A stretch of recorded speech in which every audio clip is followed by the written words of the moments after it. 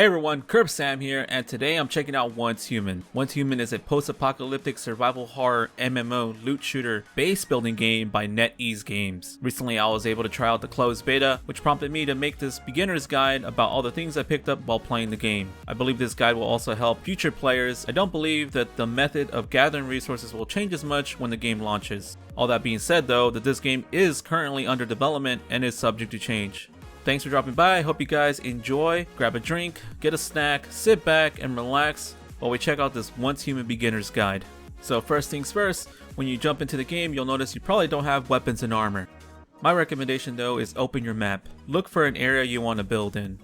Go to that area. Once you get there, familiarize yourself with the area. Once you locate the resources and you kind of have an idea where you want to build, I recommend putting down your camp right next to the resources. And I mean right next to them.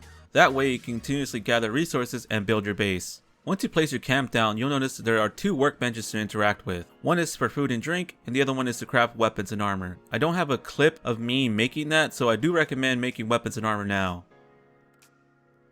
But the next thing you should definitely make is a pickaxe. As you can see, gathering wood with your hand does work, but it's a lot better to do it with a pickaxe because it's meant to be used to gather more wood and in a quicker pace. So the pickaxe isn't just meant for stone and ore, it's also meant to collect wood. Another thing you should also do is place down custom waypoints on your map. If you're part of a team, it will help you coordinate and gather more resources more quickly. Definitely take advantage of putting down custom waypoints on the map. Once you gather enough resources, my next recommendation is to place down your base. It's important to point out that your camp and your base are two separate things. Your camp is something you're going to be placing down all over the map in order to make a respawn point while you're off exploring the map. Your base, however, is going to be the place you fast travel back to once you put down workbenches in order to upgrade your character, your weapons and armor, craft equipment, and also medicine and food.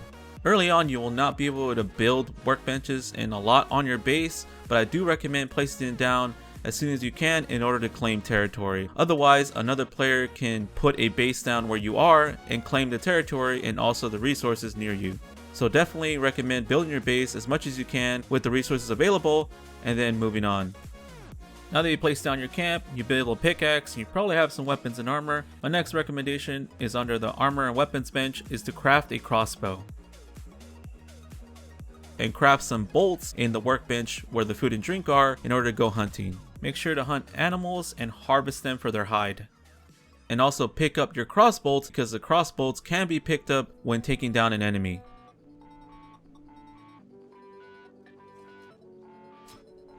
Now that you have collected enough hide, go back to your camp and build a sealed flask. A sealed flask, just like the pickaxe, is a great way to gather resources. The sealed flask will help you gather dirty water, so locate a source of water. Once you get there, make sure to equip your sealed flask and collect dirty water.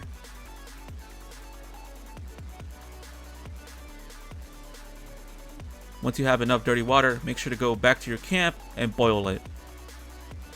Keep in mind that this is a survival game, so you do have to worry about things like hunger and thirst. One of the resources to keep an eye out for is mushrooms. Mushrooms are not only a great way to help with hunger, but eating raw mushrooms helps you restore sanity. Sanity is something that you start losing when you enter an area that's heavily polluted with starfall. Another resource to keep an eye out for is sage. Sage is going to be a great healing item for you early in game. So at this point you should have a pickaxe, a weapon, crossbow, and some consumables that should help you go off exploring. If you open your map and look at the towns nearby, hovering over them will show you what rewards you gain from exploring those areas. It also should show you the difficulty of that area as well. When you're out in the open, also keep in mind to look out for card trunks because those are lootable as well. Once you're in the towns, don't forget to loot the cabinets and trash bins. The town has a hospital. I highly recommend going there as well because hospitals are great places for healing items. Just check the first aid kits on the walls and the duffel bag.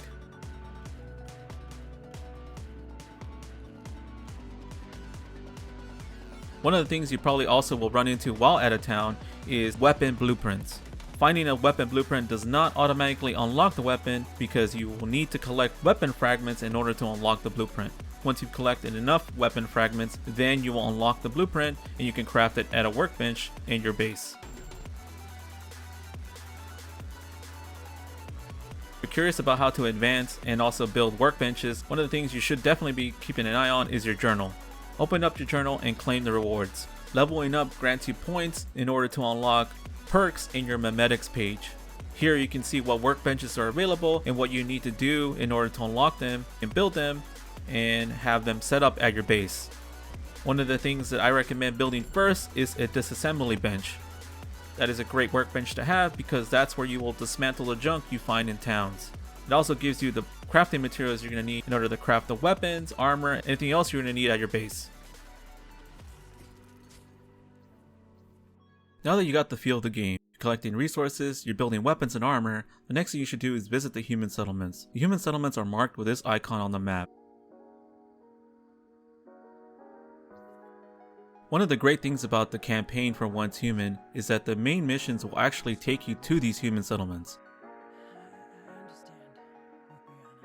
Once you're there, make sure to talk to all the NPCs to take on not only the main mission, but also side missions that the NPCs have within the human settlements. There's also an NPC you can talk to that has an activity board in order to complete dailies. Dailies are reoccurring quests that you can do in order to get XP and energy links. One of the unique things that you might get while completing a side mission at one of these settlements is a standardized blueprint. Standardized blueprints are different than weapon blueprints. Standardized blueprints will go into your specials tab in your inventory menu.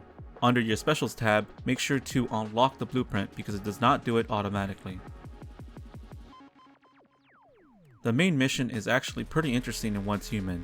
It has a unique story, and also doing the main mission will help you complete the monoliths on the map. The monoliths are actually story boss fights that you have to complete in order to unlock better blueprints in your Memetics page. Don't worry though, story bosses can be taken on with a team or by yourself.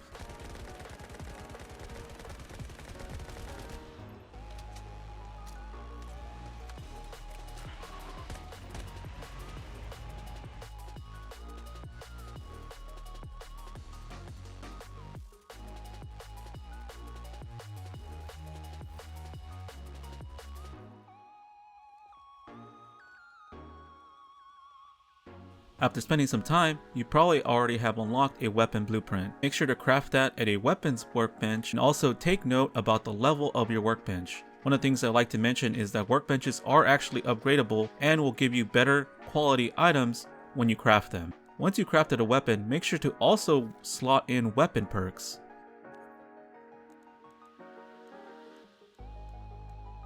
These are interchangeable between your weapons and can be leveled up separately as well.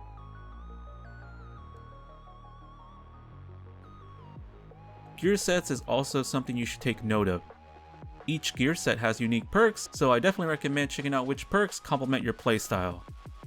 OnceHuman has a ton of unique activities, one of them being public events. Public events are activities that you can fast travel to participate in with other players on the map. Usually they're bosses that you have to take down in order to get rare rewards and blueprints.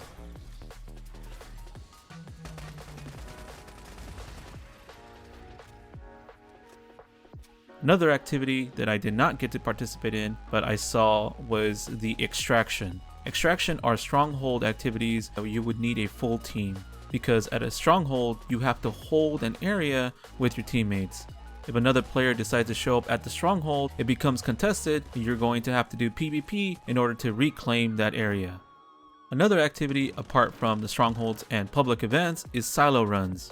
Silo runs is an activity that you team up with your friends or other players in order to do a raid style mission. It's essentially clearing an area and fighting a boss at the end of the area.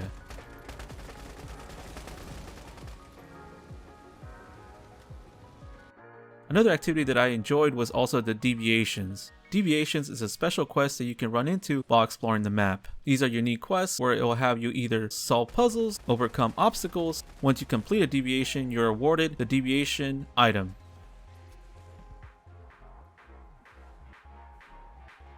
Well, that pretty much wraps up this beginner's guide for OnceHuman. Last thing I want to mention is that there is a task in your journey, and that task was to obtain an item called the pacifier. The pacifier item is actually tied into a main story quest called Murmurs of the Forest. In order to obtain this item, you're going to have to defeat the Shadow Trench boss in the main story. Then you will be awarded the pacifier item to complete that task in your journey.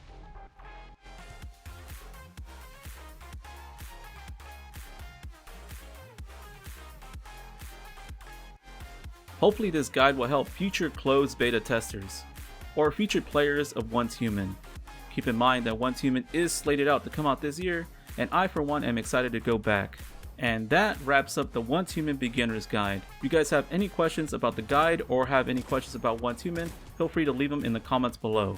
I really appreciate you guys checking out the video. Don't forget to subscribe, and I'll catch you guys on the next one.